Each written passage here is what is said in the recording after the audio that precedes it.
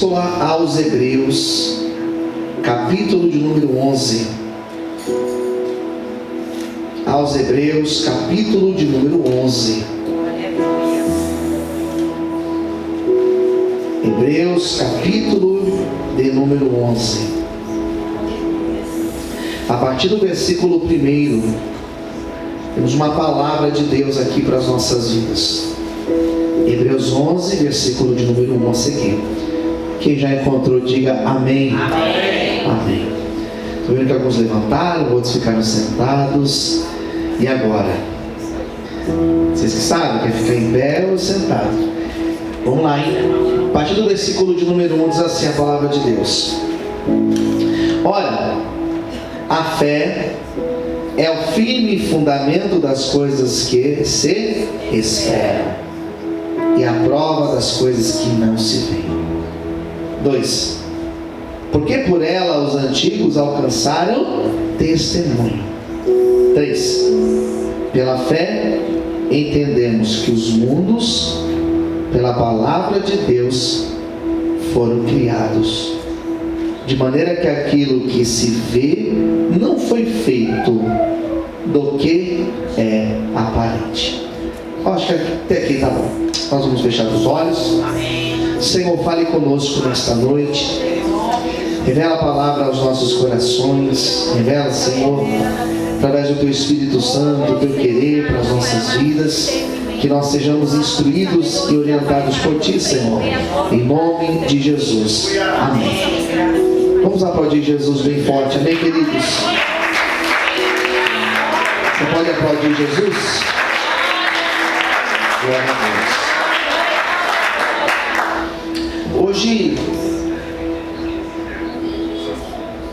Hoje nós estamos começando esta série de mensagens. Vocês vão me ouvir, vocês que eu digo, vocês da Brasilândia em especial, vocês vão me ouvir ministrar nos últimos dias uma série de mensagens falando sobre o capítulo 11 de aos Hebreus. Na verdade, isso daqui vai ser um livro. Esse ano ainda eu começo a produzir um livro em cima desse capítulo 11 de aos Hebreus. E Deus falou comigo de uma forma muito gloriosa dentro desse contexto, dentro dessa passagem que é tão conhecida. Ela é conhecida, apesar de ser um pouco complexa. Na verdade, aos Hebreus não é um conteúdo tão simples de se compreender. Eu costumo dizer que para a pessoa entender aos Hebreus, ela tem que necessariamente conhecer o Antigo Testamento. Quem nunca teve familiaridade com o Antigo Testamento não vai conseguir compreender tranquilamente aos Hebreus, porque ele é complexo. Aquele que escreveu aos Hebreus, nós não sabemos. Eu já vi alguns estudiosos dizendo que pode ter sido Paulo, mas por alguns outros aspectos mais técnicos nós descartamos essa possibilidade. Já disseram que foi Apolo, que era alguém que andava com Paulo. Já disseram que pode ter sido Barnabé, João, inclusive João. Mas são hipóteses, então nós descartamos essas ideias. Mas quem escreveu, primeiro, foi uma pessoa que conhecia da história do povo de Israel. E mais do que isso, ele sabia aquilo que na tradição de Israel era uma sombra daquilo que verdadeiramente Cristo foi. Então quem escreveu, por exemplo, entendia o significado de um sacerdote. Então quando ele fala acerca do sacerdócio, ele vai dizer que Jesus, ele é o sumo sacerdote. e que aquela representação lá do Antigo Testamento do sacerdote, aquilo era uma sombra do que de fato Cristo era, de fato Cristo foi. E é interessante que quando ele vai falar acerca do sacerdócio, ele vai dizer que Jesus, ele é sumo sacerdote, e existiam duas formas da pessoa ser sacerdote no judaísmo, sendo a primeira forma o sacerdócio de Arão, da descendência de Arão, dos levitas. Então nasciam os sacerdotes ali dentro da tribo dos levitas, então eles vinham da linhagem de Arão. E existia o segundo sacerdócio, que não era transmitido de pai para filho, não era uma transmissão, conforme nós temos na monarquia, por exemplo, conforme nós temos no sacerdócio de Arão, que o pai morria e o filho assumia no seu lugar. Lembra lá de Eli? Quando ele morre, quem assumiria? Os seus filhos, Ofni e Finéias. Está lá em 1 Samuel. Esse sacerdócio é sacerdócio que vem de Arão, mas Jesus é chamado de sacerdote segundo a ordem de Melquisedeque, porque quem levanta Melquisedeque como sacerdote não foi o seu pai, foi o próprio Deus. E Melquisedeque não tem genealogia, porque foi o próprio Deus que levantou ele.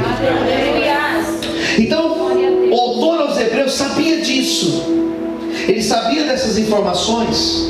Então ele vai dizer que Jesus, ele é sumo, ele é o líder dos sacerdotes segundo a ordem de Melquisedeque, porque ele veio de Deus. Nesta época que esse texto foi escrito, uma outra informação interessante, ele foi escrito numa época que ainda existia o templo. O templo de Herodes, ele foi destruído nos anos 70 depois de Cristo.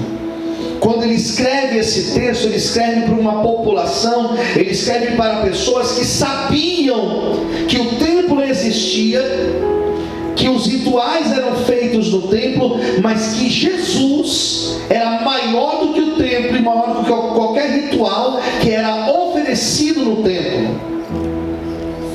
Ou seja, Jesus está acima do sacerdócio, acima do templo, acima de qualquer liturgia que era oferecida, qualquer culto que era oferecido no templo, porque tudo isso são representações de quem Cristo verdadeiramente é. Quem escreveu aos Hebreus sabia que Cristo, ele não era um anjo, mas ele é superior aos anjos. Quem entendeu, diga amém. Ele fala que Cristo é superior aos anjos. Então o autor, queridos, de aos Hebreus, ele sabia de todas essas informações, que hoje em dia, para alguém entender, precisa conhecer dessas noções do Antigo Testamento. E esse autor, ele vai apresentando, e o que eu acho interessante, ele vai mostrando que Cristo é superior a todas essas imagens do judaísmo, e de repente ele deixa de falar deste assunto e ele começa a falar de fé. E é interessante quando ele fala de fé, porque ele não fala de uma fé que está relacionada à conquista, porque nós ouvimos isso hoje em dia, que você precisa ter fé para conquistar. Não é isso que ele está falando. Não é essa fé que ele está dizendo. Ele não está dizendo uma fé que leva pobre ficar rico, doente ficar curado. Não é esse tipo de fé que ele está falando. Mas quando ele fala de fé, ele está exortando, ele está chamando a atenção desses leitores para dizer para eles que nós precisamos ter fé para permanecer na presença de Cristo. Quem entendeu, diga amém. É uma fé que nos faz permanecer na presença de Cristo. Diga comigo, fé. Mais alto, diga fé. que me faz permanecer na presença de Cristo.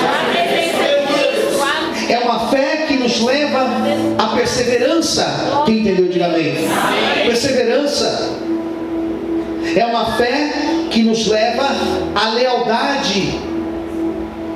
É uma fé que nos leva a sermos fiéis a Deus. Esse escritor aqui aos Hebreus, eu vou amar escrever esse livro, eu vou amar, já estou amando aos Hebreus.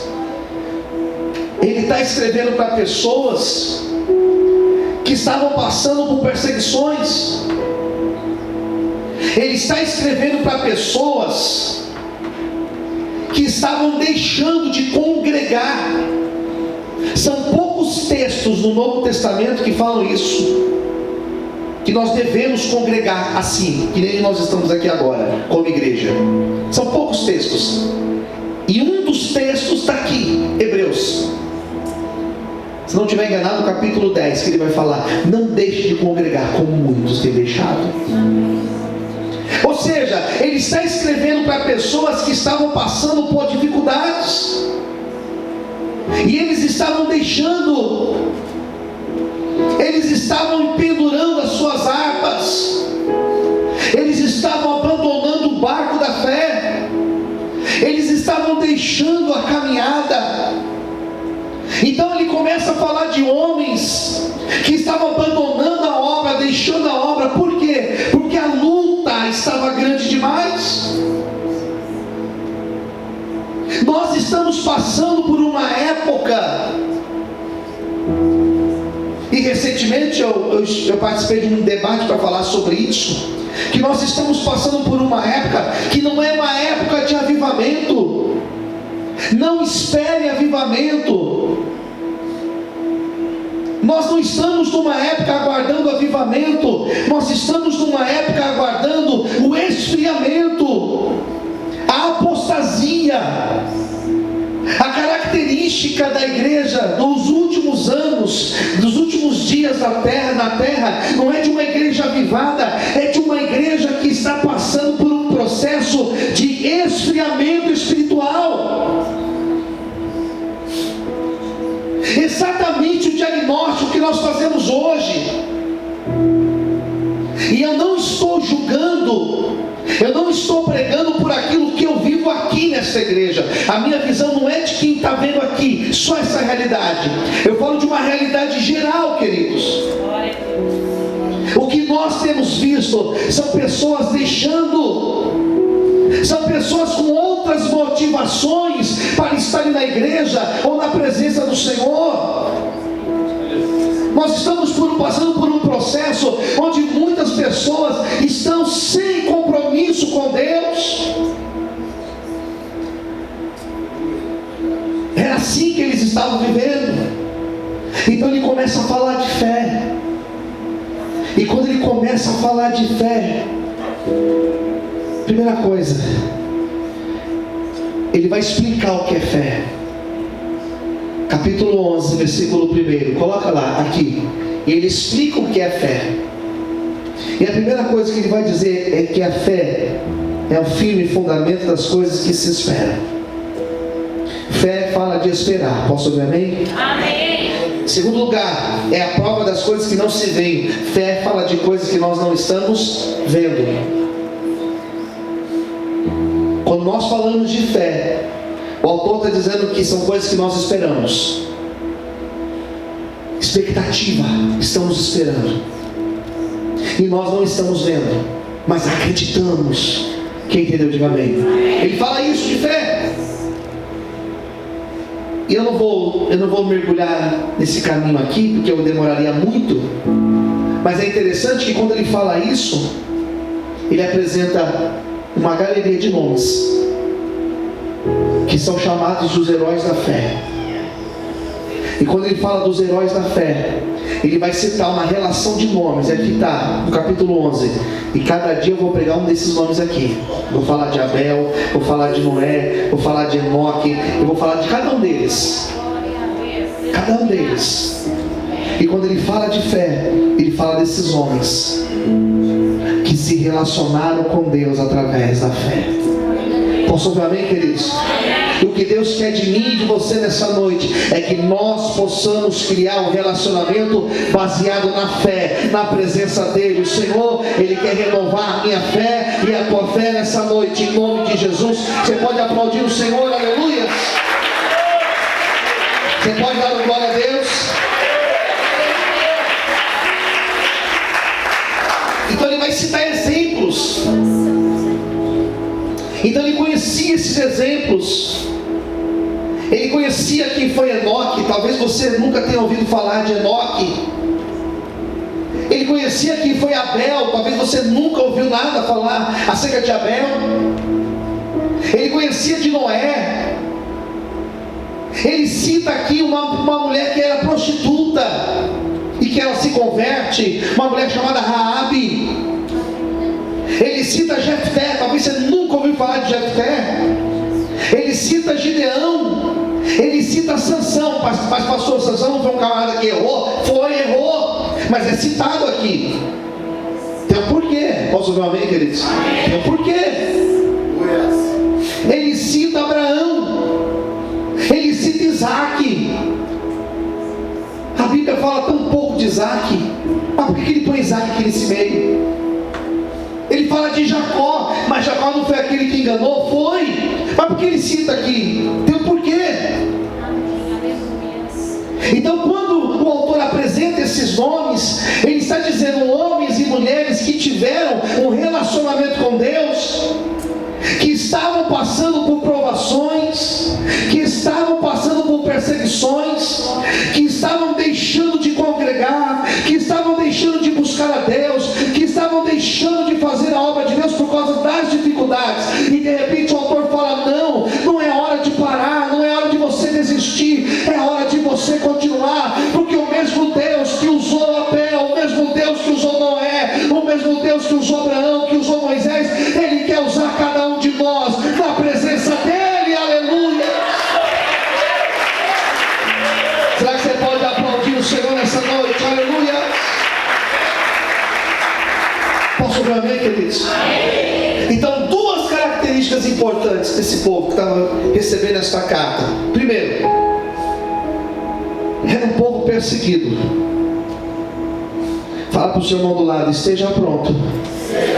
Mais alto, diga: esteja pronto para sofrer perseguições. Então eram duas características. Primeiro, perseguição. E a segunda característica, eles eram de uma geração de pessoas que estavam abandonando. Não vou fazer mais. Está muito pesado. A perseguição está muito grande. É até difícil falar de perseguição, porque quando nós falamos de perseguição, nós não temos noção. Nós aqui, nós não temos noção o que é ser perseguido.